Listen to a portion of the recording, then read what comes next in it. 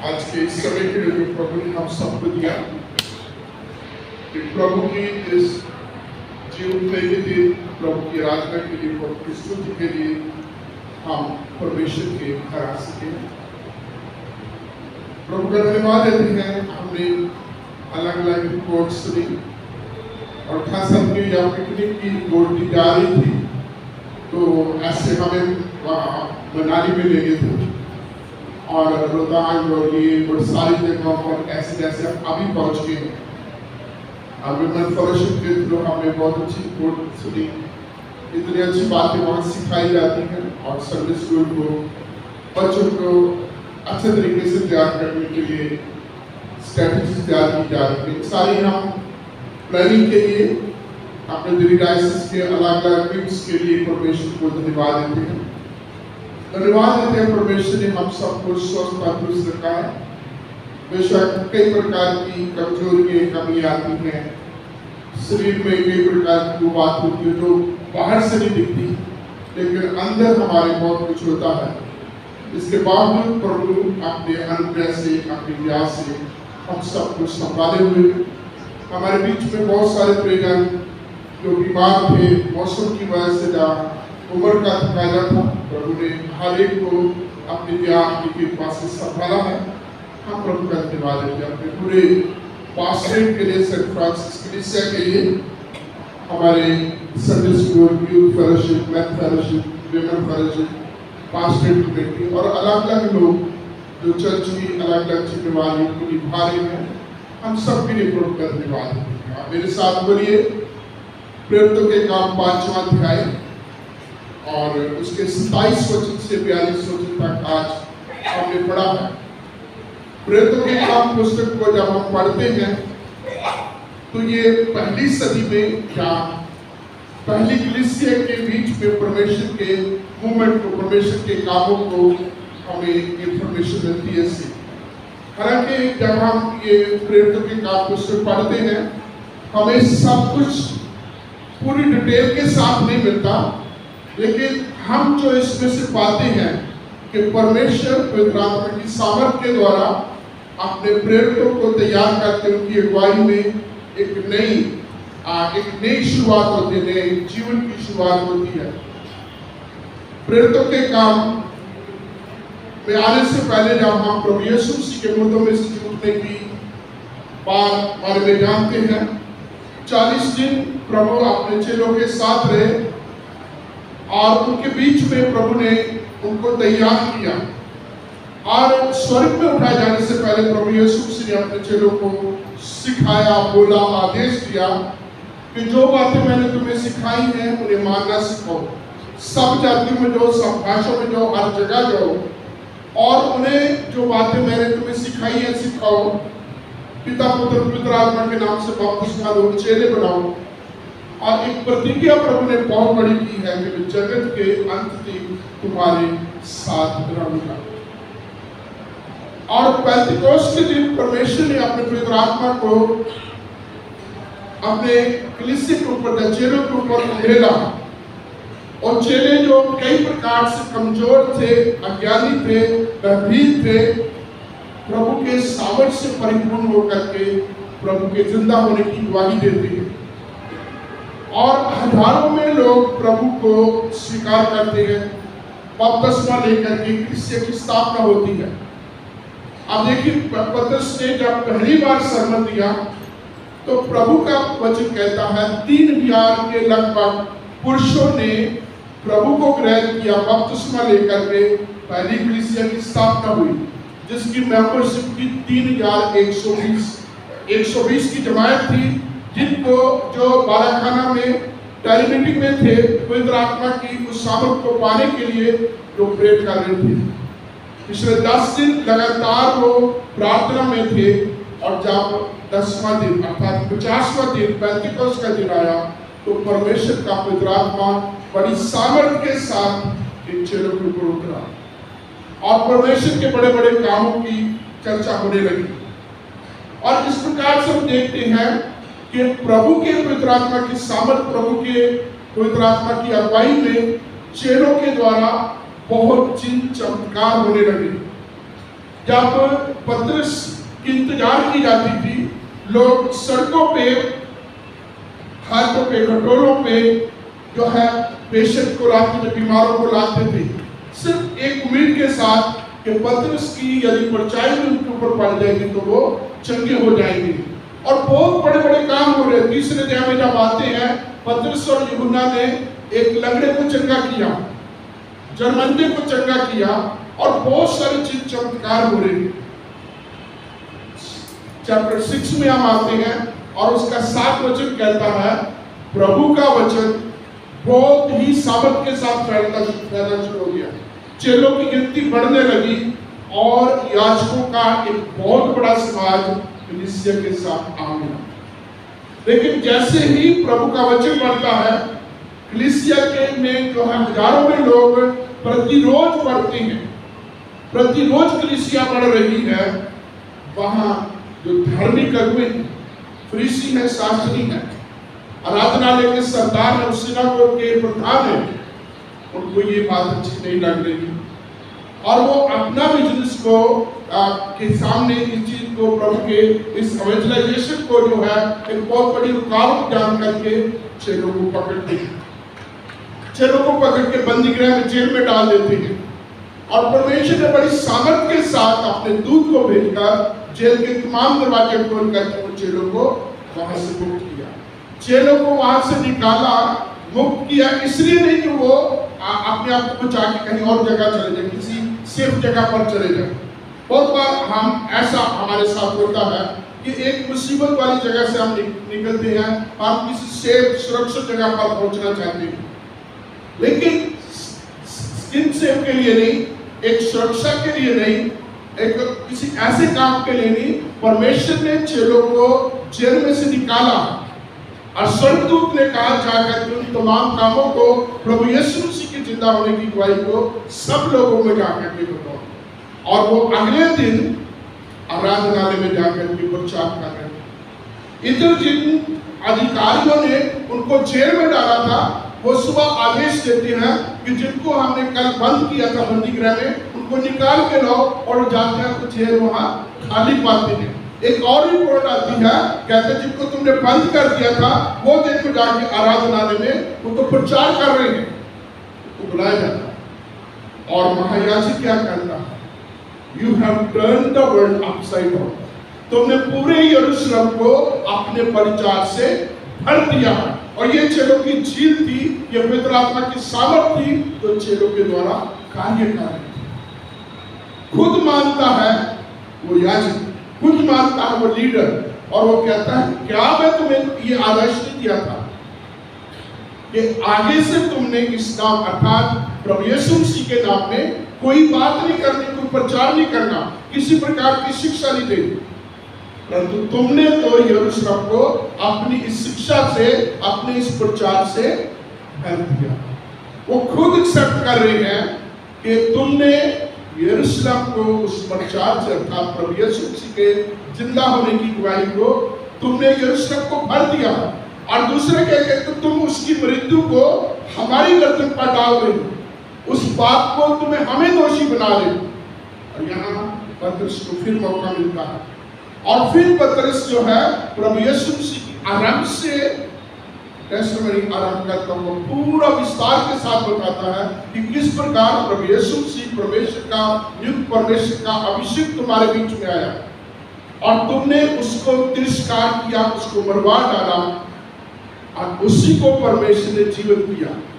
दूसरे अध्याय के 23 और 24 वचन में लिखता, क्योंकि ये अनहोना था, ये हो नहीं सकता था कि मृत्यु का वास उसके ऊपर चलता। उसी को परमेश्वर ने जीवन दिया और उसी के नाम से हम गवाही देते हैं, उसी के नाम की हम गवाही देते हैं और उसी के नाम से हम काम करते हैं।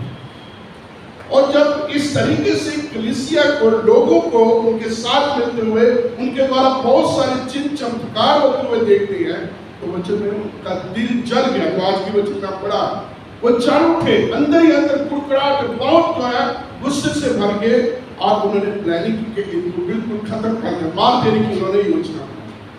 लेकिन वहां एक विद्वान है जिसका नाम गमीलियल है, जो पौल का भी उस्ताद था, बहुत सारे अपने समय के लोगों के बीच में एक बहुत बड़ा विद्वान था, शिक्षक था, फरीसी था, जो पढ़ाने के काम करता था। उसने उनको एक शिक्षा दी, उनको सलाह दी कि पहले तो इन चेलों को जो है उस हॉल से बाहर निकाला, और बाहर निकालने के बाद कहते कि आप इन लोगों से थोड़ा सावधान।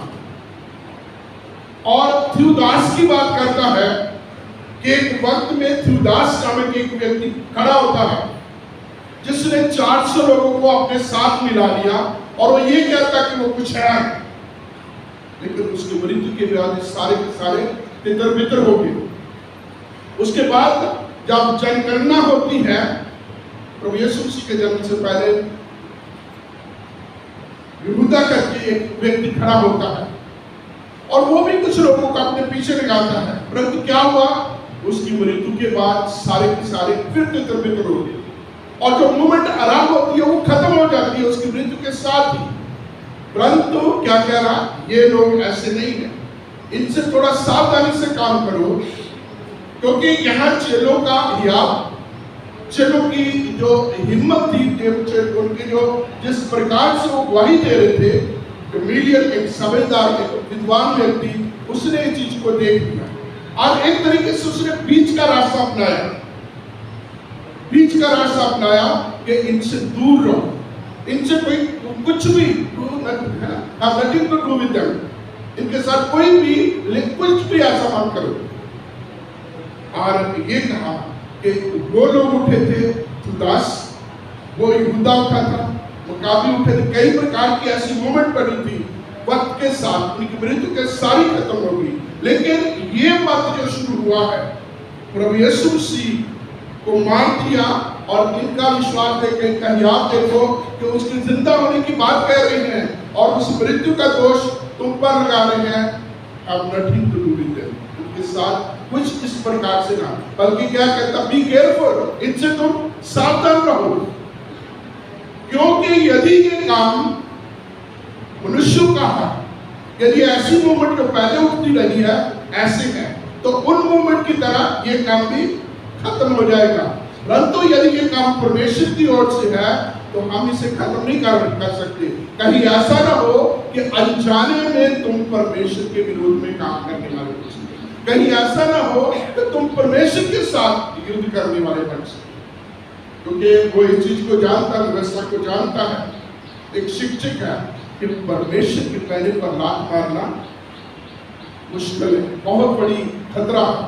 परमेश्वर के साथ बॉक्स करना बहुत ही भयानक स्थिति में आ जाती है, परमेश्वर का सामना करना मनुष्य के बस में नहीं है। और उनको सावधान कहते हैं, बहुत ही अच्छी, बहुत बढ़िया उनको सलाह देता, इनके साथ कोई भी लेन देन ना करो, इनको इनके हाथ पर छोड़ दो, क्योंकि यदि ये परमेश्वर की ओर से है तो कोई इसे रोक नहीं सकता। तुम कुछ भी कर लोगे तो ये मूवमेंट, ये काम, ये मिशन रुकेगी नहीं।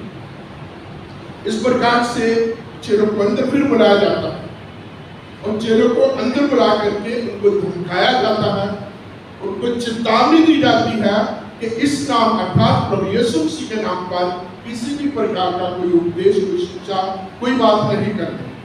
और आगे लिखा है, उनको घोड़े मरवा कर, उनकी पिटाई करवा करके उनको छोड़ दिया। और जब वो बाहर आते हैं, आखिरी वचनों में देखिए 40-42 वचन तक यह है कि वो बाहर आके आनंदित होते हैं कि प्रभु यीशु मसीह के नाम से हम कम से कम मार खाने के तो लायक हुए। अभी देखिए, जब उनको मारा गया था, घोड़ों के साथ मारा गया था, और घोड़े के बारे में, उस हंटर के बारे में आप जानते हैं कितना कुछ होता है, चमड़ी को उधेड़ देते हैं, कितना बुरा हाल हो जाता है। और इतना बुरा हाल, इतनी जो है तकलीफ में आने के बाद परमेश्वर का वचन कहता है कि वो आनंदित है। अपनी तकलीफ को वो बहुत छोटा सा समझ रहे हैं, क्योंकि उनको पता है कि उनका परमेश्वर बड़ा है, उनकी समस्या से, उनकी तकलीफ से, उनकी शारीरिक पीड़ा से उनका परमेश्वर कहीं बड़ा है। वो गीत गाते हैं, ये मत कहो खुदा से मेरी मुश्किलें बड़ी, मुश्किलों को कह दो मेरा खुदा बड़ा। इसी प्रकार के उनके फेथ, उनका विश्वास, उनका हौसला, उनका हियाव कि ये जो तकलीफें हैं जिसको पौलुस ने आगे जाकर के कुरिन्थियों की दूसरी पत्री 4 अध्याय में कहा है कि हमारा पल पल का हल्का सा क्लेश हमारे लिए बहुत बड़ी महिमा को उत्पन्न करने वाला है। 4 अध्याय में वो बोलता है हम तरह तरह से सताए जाते हैं, गिराए जाते हैं, धमकाए जाते हैं, दुख उठाते हैं, बहुत सारी बातों को कहता है, लेकिन हम निरुत्साह नहीं, लेकिन हम त्यागे नहीं जाते। हम प्रभु के मृत्यु को अपनी देह में लिए फिरते हैं, क्योंकि वो प्रभु जो है हमारे पल पल के हल्के से क्लेश को बहुत बड़ी महिमा में परिवर्तित करने वाला है। यहाँ चेलों के बारे में देखेंगे तो चेलों को एक हुक्म दिया जाता है, अथॉरिटी उनको एक जो हुक्म देती है कि आगे से तुमने यीशु मसीह के नाम से कोई प्रचार नहीं करना। क्या कहा? आगे से यीशु मसीह का नाम तुमने नहीं लेना और इस नाम से तुमने कोई भी बात नहीं, कोई प्रचार नहीं करना। और चेलों का जवाब क्या था? आप ही इंसाफ करो, आप ही बताओ हमें कि हम क्या करें। क्या हम परमेश्वर की बात से ज्यादा मनुष्यों की बात को माने? तो उनकी प्राथमिकता क्या थी, उनकी सोच में क्या था? परमेश्वर सबसे पहले था। उनकी प्राथमिकता में पहले तो कहते हैं listen mister high priest, we respect you, we honour you, we obey you, but we are not afraid of you.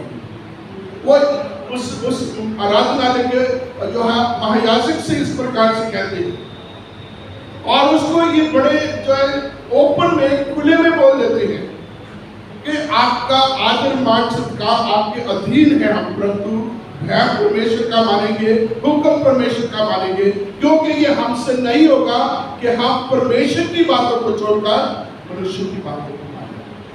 परमेश्वर के वचन में हम ये पढ़ते हैं कि श्रापित है जो मनुष्यों पर अपनी आंखें लगाता है, क्या ही धन्य है जिसका भरोसा परमेश्वर के ऊपर है। और ये चेले जो है इनकी प्राथमिकता जो प्रायोरिटी जो थी वो परमेश्वर का वचन था। वो महान आदेश था जो प्रभु यीशु मसीह ने मत्ती 28 उसके आखिरी वचन में कहा, सब जातियों में जाओ, सब लोगों में जाओ, उन्हें जो बातें मैंने सिखाई उन्हें मानना सीखो, चेले बनाओ।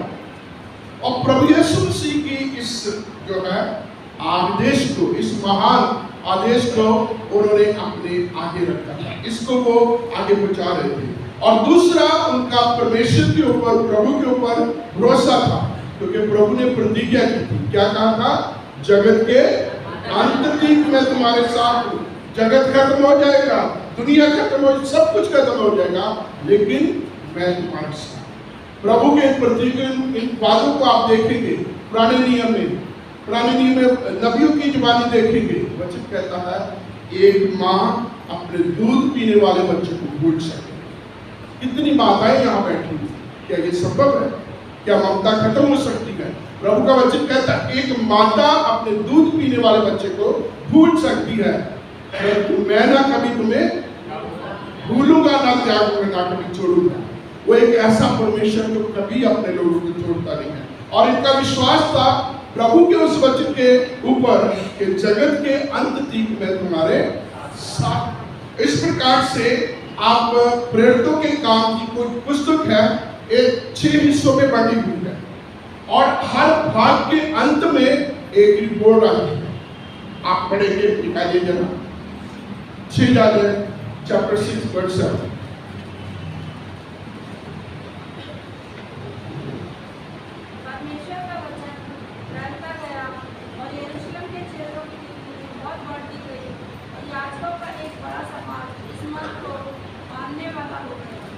क्या पढ़ा हमने?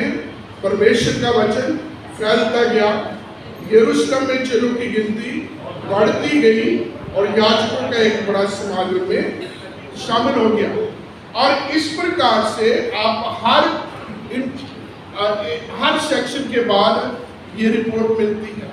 यहाँ शताब्दी की बात आती है, बहुत था पौल जो समय सौल था, जिसका यहूदी नाम जो ये था, वो उस समय विरोध में था, वो गवाही देता था। उसने खुद आगे जाकर के, जब प्रेरितों के काम की पुस्तक में पढ़ेंगे, वो खुद कहता कि मैं इनके विरोध में गवाही देने वाला था, मैंने इनके विरोध में गवाही दी, मैं इनको नाश करना चाहता था।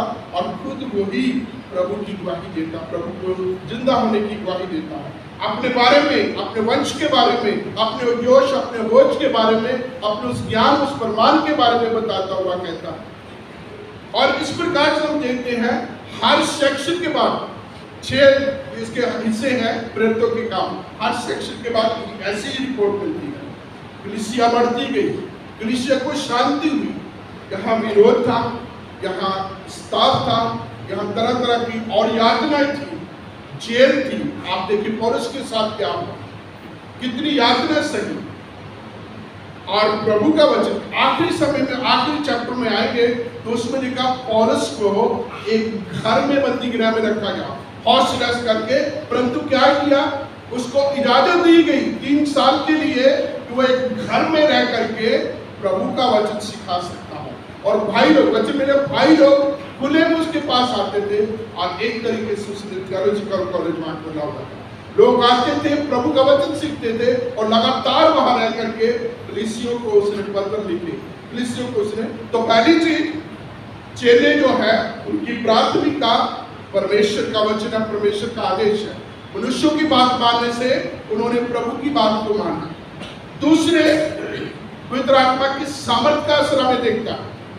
अब चेलों के बारे में देखें, वही चेला जो प्रभु यीशु मसीह के नाम से अपने आप को लानत देता, क्या कहता है, लानत है मुझको अगर मैं उसको जानता हूं। मैं तुम्हारी भाषा नहीं समझ रहा, तुम क्या कह रहे मुझे समझ नहीं आ रही। और अब तीसरी बार उसने ये कहा और वो फिर खुद ही उसने रियलाइज किया कि मैं प्रभु का इनकार कर चुका। वो जो एक दासी से, एक छोटे से ग्रुप से डरा हुआ था, प्रभु का इनकार कर रहा था, आज हजारों की भीड़ है। और उसके पहले सरमन में 3000 लोगों ने प्रभु को ग्रहण किया। आगे हम पढ़ते हैं ऐसे 4000, 5000, हजारों की गिनती में लोग पढ़ते हैं। और उसकी लीडरशिप में पहला हिस्सा जो है हम देखते हैं कलीसिया बढ़ती गई। कलीसिया जो है यहाँ हम देखते हैं यरूशलेम में, रोम में और रोमी साम्राज्य में पूरा का पूरा वचन पहुंच गया। पहले यरूशलेम में, फिर यहूदिया में, फिर सामरिया में और फिर दुनिया के अंत तक। यरूशलेम में, रोम में, रोम अर्थात जो उस समय की वर्ल्ड की राजधानी था, और पूरे के पूरे रोमी साम्राज्य के लिए जो समय सबसे बड़ा साम्राज्य था। पूरे विश्व में इनके द्वारा परमेश्वर ने जो है अपने पवित्र आत्मा की सामर्थ के द्वारा, अपने पवित्र आत्मा की अगुवाई के द्वारा, अपने पवित्र आत्मा से भर करके इनको इस्तेमाल। चेलों में याद था, चेले प्रभु के दर्शन में बने हुए थे। चेले जो है केवल प्रभु की मर्जी को मानते, प्रभु की मर्जी के अनुसार चलते थे। और उनके लिए ये स्ताव जो था ये बहुत साधारण सी बात थी, बड़ी छोटी सी बात थी, क्योंकि अपने महान परमेश्वर को वो प्राथमिकता दे रहा है। पहला गीत आपने उतनी गीत गाया, प्रभु महान विचारों कार्य थे। जब हम प्रभु के कामों के ऊपर विचार करते हैं, प्रभु की सामर्थ के ऊपर विचार करते हैं, तो ये दुनियावी चीजें बहुत हल्की सी होती। जिन लोगों ने एरोप्लेन में, फ्लाइट में कभी वो गए, और जिन्होंने ट्रेन में या बस में या कार में सफर किया है, तो हम जानते हैं जब हम लॉन्ग ड्राइव पर होते हैं तो ये पेड़, ये बिल्डिंग बहुत बड़ी बड़ी दिखती है। लेकिन ये गाड़ी में या बस में जाते हैं तो बड़ी ह्यूज बिल्डिंग हमें दिखाई देती है और उसके पार हमें कुछ दिखाई नहीं देता। लेकिन जब हम फ्लाइट्स में जाते हैं तो हम ऊंचे होते हैं, और यही जो बड़ी बड़ी ह्यूज बिल्डिंग, बड़े बड़े पेड़, ये बड़े बड़े पहाड़ वादियां, ये बहुत छोटी सी दिखती है। वहां आप ऊपर से देखेंगे तो बड़ी बड़ी कॉलोनीज है, ऊंचे ऊंचे टावर्स हैं, वो भी छोटे छोटे दिखाई देंगे। ऐसे ही जब हम आत्मा में, प्रभु की सामर्थ में, हम उस आत्मिक अगुवाई में जब चलते हैं तो दुनिया की ये तमाम चीजें बहुत ही हल्की सी लगती है, बहुत ही कुछ नहीं लगती। जिसको पौलुस कहता है ये पल का हल्का सा। और इसके एक लंबा सफर जो है इन यात्रियों में निकला, अपने लोगों से, घर वालों से, बाहर वालों से, तमाम लोगों से, समुद्र में, मार खाने में, कोड़े खाने में, विरोध में, पथराव में, जेल खाने में, हर जगह पर उसको सताव सहना पड़ा। और क्या कह रहा है, ये पल का हल्का सा क्लेश। तो उनके लिए ये क्लेश, ये शारीरिक दुर्बल, ये तमाम सताव बहुत ही छोटी छोटी चीजें, क्योंकि वो महान परमेश्वर की आराधना के लिए, उस महान आदेश को दुनिया के कोने तक पहुंचाने के लिए अपने आप को उन्होंने समर्पित किया। तो आइए हम अपने उन बुजुर्गों का, प्रभु के उन प्रेरितों का, पतरस और उसकी पूरी टीम का और संत पौलुस और उनके साथियों का धन्यवाद दें, जिन्होंने पहली सदी में, पहले समय में इतनी बड़ी यात्राओं को सैनिक के द्वारा ये समाचार को फैलाया जो मेरे और आप तक है। आज मैं और आप उसके गवाह, आज मैं और आप उसकी गवाही देते हैं। आप देखिए चेलों के बारे में, यातना सही, दुख आया, मार हुई, थोड़ा से उनको जो है बुरा हाल हो गया, लेकिन उन्होंने कोई ऐसी बात नहीं की, सेल्फ सिद्धि के लिए कोई उन्होंने अपने आप को कहीं नहीं दिया।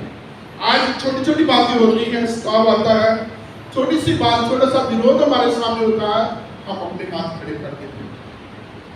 कोई छोटी सी बात हमारे होती है, हम काम करना छोड़ देते हैं, चर्चा ना छोड़ देते हैं। हम जो हमें कोई काम मिला होता है, हम उस चीज को जो कि विरोध हुआ है हम छोड़ देते हैं, क्योंकि हम बुरे नहीं बनना चाहते, हम उस तरीके का जो है वो फेस नहीं करना चाहते, इससे मुझको मेरे परिवार को कोई ऐसी परेशानी का सामना करना पड़ा। लेकिन उनको देखो जिन्होंने जान जोखिम में उठाकर, जान हथेली में लेकर के इतना अपने आप को प्रभु के लिए दे दिया। आज वो दुनिया में नहीं है, लेकिन ये बाइबल जो है उनके बारे में बताती है। आप उस बच्चे के बारे में देखिए जिसके पास एक वक्त का खाना था, वो अपना टिफिन लेके गया होगा, मान लो स्कूल में पढ़ता या कहीं गया होगा, एक बहुत बड़ी भीड़ है, प्रभु यीशु मसीह कहते हैं इनको तुम खिलाओगे। पहले क्या रिपोर्ट आती है कि इस जगह पर हम इतने सारे लोगों को कहां से लाए। इंद्रियास कहता हमारे पास एक छोटा लड़का है जिसके पास 5 जौ की रोटी है और 2 मछली है, मेरे पास देखिए। और लड़का अगर वो आज की 21वीं सदी का होता, हमारा नोटी बॉय होता, तो क्या करता, ब्लैक में 2 के 5 है ना, ब्लैक में शुरू कर देता और मम्मी को जाके बोलता, मम्मी जो आपने टिफिन तैयार किया देख मैं कितना सारा कमाई करके आया। जाओ कोई और बच्चा होता तो रोने लग पड़ता, अंकल ये तो मेरा है, मैं भूखा रह जाऊंगा, मेरी मम्मी मारे। आप कल्पना करके देखिए उस बच्चे की। लेकिन प्रभु ने जब 5 रोटी 2 मछली का जब उसको ब्लेस करके बहुत सारी भीड़ को खिलाया, तो प्रभु कहता इसके स्मरण में जब तक सुसमाचार प्रचार किया जाएगा, इसको भी स्मरण किया जाएगा। प्रभु के उन लोगों ने, प्रभु के उन दास दासियों ने जो प्रभु के लिए अपने आप को समर्पित किया, यात्रा सही, प्रभु की सेवा की, प्रभु की गवाही दी। आज मैं और आप 21वीं सदी की कलीसिया में हम उनको याद करते हैं, उनके लिए हम परमेश्वर का धन्यवाद देते हैं। तो मेरे अजीजों, आइए हम उनसे सीखें, क्योंकि हम विश्वास में कहते हैं कि we are the apostolic church, है ना, हम प्रेरितों की कलीसिया है जो पतरस से आरंभ हुई, उसके बाद चलती चलती आज मैं और आप उसी कलीसिया के अंग हैं। इस सेवा को आगे बढ़ाने के लिए जो भी हमें जगह मिली है, जो भी सेवा मिली है, जितना भी हमें काम किया मिला है, उस काम को छोड़े नहीं। बहुत बार हम बहुत जल्दी छोड़ देते हैं, बहुत बार हम जो है गुस्से में आकर के काम छोड़ देते हैं। पिछले दिनों में एक चर्च की बात है, वहां एक किसी चीज को लेकर के पादी साहब का और सेक्रेटरी साहब का आपस में बहस हुई, और बहस बहुत सारे लोगों ने देखा, सब चले गए। और क्या हुआ, सेक्रेटरी साहब ईस्टर वाले दिन जिसके हाथ में सब कुछ था, खाना पीना ये सब, वो चर्च में नहीं आया। अब देखो क्या क्या सोच होगी उस बंदे की। और मैं इस चीज को हमेशा ही मानता हूँ, मेरा ज्ञान कितना है, मेरे पास एफर्ट्स कितने मैं लगा सकता हूँ, मेरे पास रिसोर्सेज कितने हैं, ये महत्वपूर्ण नहीं है। मैं उसको प्रभु के कामों के लिए कितना, अभी जो है सिस्टर रैन बता रही थी उन 5 बातों जो कुलूसियों की पत्री में थी, और उसमें आखिरी चीज सहनशीलता की बात बताई है ना। मैं आपको बहुत अच्छे तरीके से प्रचार कर सकता हूँ, शायद आपने सुना भी होगा, सहनशीलता। लेकिन मेरे में कितनी है, जब मेरी बारी आती है मैं कितनी सहनशीलता दिखाता हूँ, प्रेम की बात है कितना प्रेम करता हूँ, है ना। जब खुद के ऊपर होती है तो मैं कितना करता हूँ, 1 मिनट में भड़क जाता हूँ, 1 मिनट में तोड़फोड़ करने के लिए तैयार हो जाता हूँ, 1 मिनट में झटके में अपने बड़े, अपने छोटे, अपने बराबर के सारे रिश्ते जो है तोड़ के रख चुका हूं, क्योंकि मैं हूं। और इस मैं को मेरे प्रियो आप सामने कर, इस मैं को खत्म करते हैं। पौलुस ने कहा है गलातियों की पत्री उसके दूसरे अध्याय के 20 वचन में, I have been crucified with Christ, it's no more me who lives but Christ who lives in me. मैं मसीह के साथ क्रूस पर चढ़ाया गया, अब मैं जीवित नहीं रहा परंतु मसीह मुझ में जीवित है। तो मेरे प्रियो आप में कौन जीवित है? बलदेव संधू, मेरी अपनी बैकग्राउंड, मेरा अपना धन दौलत, मेरी अपनी ताकत, मेरी अपनी अकल, मेरी अपनी बुद्धि, मेरा अपना ज्ञान, कौन है हम में जिंदा? किसको हम आगे प्रेजेंट कर रहे हैं? किसकी हम गवाही दे रहे हैं? कौन हमारे जीवन से बाहर जा रहा है? लोग मुझे आपको देखते, प्रभु के वचन में आता तो मसीह की पत्रियां हो, क्या मुझे और आपको लोग देखते? किसको देखते हैं हमारे बीच में? क्या प्रभु की पत्री मेरे बीच में जा रही है? प्रभु के वचन में लिखा, पतरस ने कहा, प्रभु ने पहाड़ी देश पर लोग तुम्हारे भले कामों को देखे और परमेश्वर जो स्वर्ग में उसकी प्रशंसा, उसकी बड़ाई करे। तो किसकी बड़ाई होती है मेरी? जब मैं किसकी बड़ाई करना चाहता हूँ? अपने आप को ऊंचे पे रखना चाहता हूँ। मेरा जो है किसी प्रकार से नीचा नहीं आना चाहिए, मैं सर्वोपरि होना चाहता हूँ, या मेरे द्वारा प्रभु सर्वोपरि होना चाहता है। चेलों ने कहा है ये हमसे नहीं हो पाएगा कि हम मनुष्यों की बात मान करके परमेश्वर के गुण को तोड़ दें। और उन्होंने उस प्राथमिकता को आगे रखा, उन्होंने उस बात को, उस मिशन को आगे रखा, और आज 21वीं सदी में पूरे विश्व में मेरे और आपके जैसे पत्थरों को पूजने वाले, मूर्तियों के सामने गिड़गिड़ाने वाले आज उस मसीह की आराधना करने वाले। हमारे बीच में बहुत सारे लोग हैं जो कभी विरोधी थे, कलीसिया के, मसीह के विरोधी थे, कभी हम विश्वास करने वाले नहीं थे, कभी हो सकता हम में से भी इस बाइबल को इधर उधर करने वाले होंगे, कभी हो सकता है हम मसीहियों को, कलीसिया को, पासवानों को बुरा भला कहने वाले होंगे। लेकिन आज प्रभु ने अपने आत्मा के द्वारा, अपने प्रेम के द्वारा हमारी जिंदगियों में काम किया, हमें वो सच्चाई दी है जिसके द्वारा आज हम उसकी आराधना करते हैं। आज हम उसकी आराधना करते हैं क्योंकि उसने हमारे जिंदगियों में बड़े बड़े काम किए। आखिरी वचन भजन संहिता 124, परमेश्वर ने हमारे लिए बड़े बड़े काम किए हैं, इसलिए हम आनंदित हैं और आनंद से हम उसकी गवाही। महान सर्वशक्तिमान हमारे दयावान परमेश्वर, धन्यवाद के साथ आपके कदमों में आते हैं। आज की दिए हुए समय के लिए आपका शुक्र करते हैं। इन तमाम प्रियों के लिए पिता परमेश्वर आपका धन्यवाद देते हैं जो तुझ सच्चे जीवित परमेश्वर की आराधना के लिए अपना समय निकालते हैं, तेरे भवन में आते हैं, तेरी हमदोस्ताई से गीत गाते हैं। इन सब के लिए आपका धन्यवाद देता हूँ। सब पर तेरी बरकत चाहता हूँ, हर एक पर तेरा अनुग्रह चाहता हूँ। तुझसे विनती करता हूँ कि जैसे पहली सदी के, पहली कलीसिया के अगुवे, पहली कलीसिया के विश्वासी तेरे आत्मा के चलाए चलते हुए, तेरे आत्मा की अगुवाई में तुझे प्राथमिकता देते थे, हम भी आपको प्राथमिकता दें। हमारी जिंदगी की प्राथमिकता परमेश्वर केवल आप और आप हो, आपका वचन हो, आपके आत्मा के चलाए चले और अपनी जिंदगी से आपके नाम को ऊंचे पे। इस प्रार्थना को सुने, प्रार्थना हमारे प्रभु और उद्धारकर्ता मसीह यीशु के पवित्र नाम में मांगते हैं।